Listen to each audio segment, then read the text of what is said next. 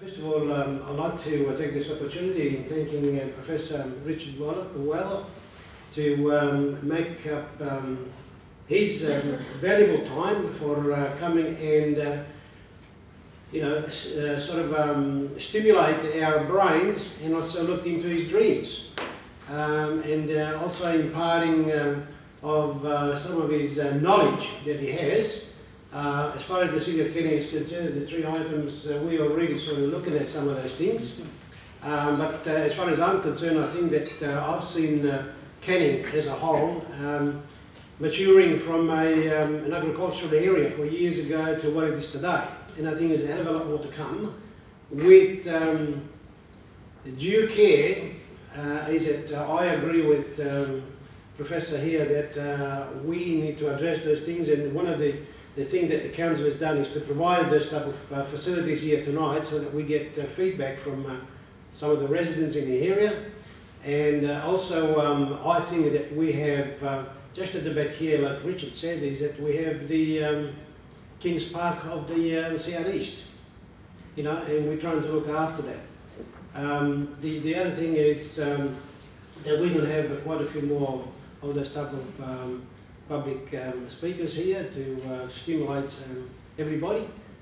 Council is in the process of addressing some of those issues now.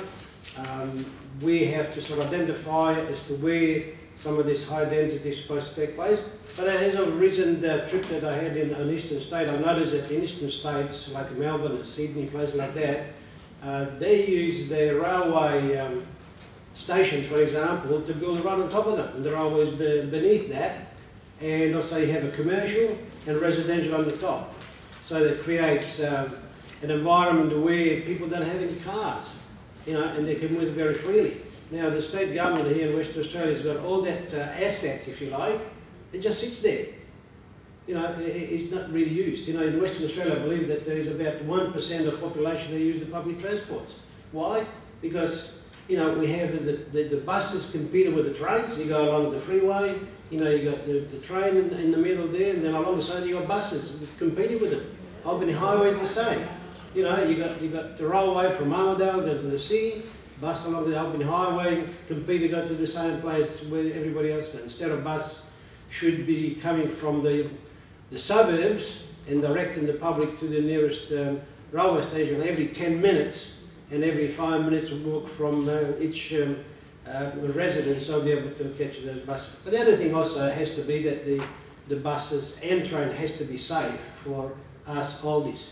Now, I've noticed that in the audience that we've got some young people here, and what Richard was alluding to, I think this is probably the only ones in my, says, yeah, I remember that bloke there, said that night there, 70 years ago, there it is, yeah, he was right, So with that, would you please join me in thanking Professor Richard Weller for coming out tonight.